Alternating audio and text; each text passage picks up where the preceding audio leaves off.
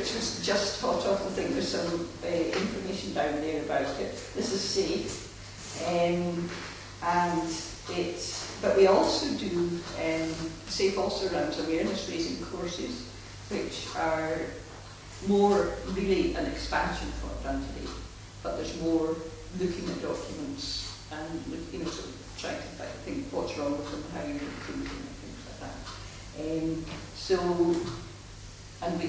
So there's these two. There's awareness raising, which is a sort of basic course. There's hidden accessibility, which is still isn't a practical course. It's an interactive but not practical. You're not sitting at a computer, but it's looking at the whole accessibility issues in terms of computer produced information, which after all is what we all do. No one produces it any other way, so it's really important. It's putting in the context of the Equality Act about the need for things to be accessible nowadays. And the other thing it looks at is the whole issue of accessible email, about emailing, email bulletins, all the rest of it. And because just to show how up to date we are, it's looking at what was called Web 2. Does anyone know what Web 2 is? No, neither did I. I went to this thing, which is run by an organisation, a thing called Alice, which is about local information for people with long-term conditions. And it was a big jazzy, it was really jazzy sort of workshop, 2-day workshop, and we were doing all these things and all this stuff up on the wall, and we had to work in groups and blah blah. It was great fun, I thoroughly enjoyed it. But the first 3 hours I kept talking about Web 2, and I eventually put up my hand and said to her, what is Web 2? I'm sure most of us don't know what you're talking about. And everyone was really grateful. Web 2 is all that stuff, like social networking, blogs, podcasts, all that sort of interactive stuff that goes on now, which none of us understand. Well, some of us understand. I try, tear my hair out. But it's about that, and now there are big access issues in that for people who use assistive technology, which are getting ironed out. And to be fair, a lot of the organisations, things like Twitter and Facebook are tackling it.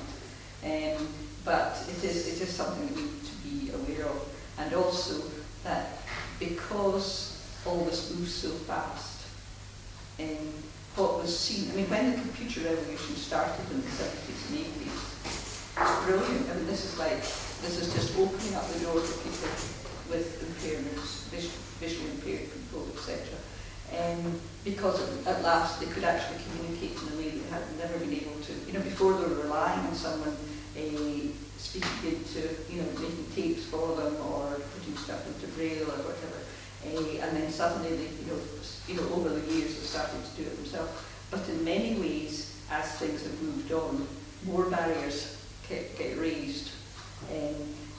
And so potentially it's great, but so many people who use visual assistive technology then come up other barriers, like the fact that the information isn't accessible because it's not been structured properly. In fact, I've never met it. One of the whole points of doing this is that when you put things into PDF, does that ring a bell? A lot of PDFs are just not readable by assistive technology. There are ways of doing it that it can be, it's not. So people who've been using computers for 10 years just won't open a PDF. They just won't even look at them, even though now you can't make them accessible. But it's just that, so there's all sorts of issues in that whole computer field in which actually as one barrier goes down, another gets raised. And so we've got, as SAFE, we've got to be aware of that and keep a handle on it and try and... These are sort of things that maybe we can't do anything about, but if you're aware of them, you can find other ways around them. So, I think that's just... Another question, you put your wee hand out into tables. Where tables sit in all of this. Tables I'm so are sick of tables and text boxes and multicoloured jazzy things to try and condense them into information. text box are not, tables are fine, tabs are not, Okay. I think is what I understand. Mhm.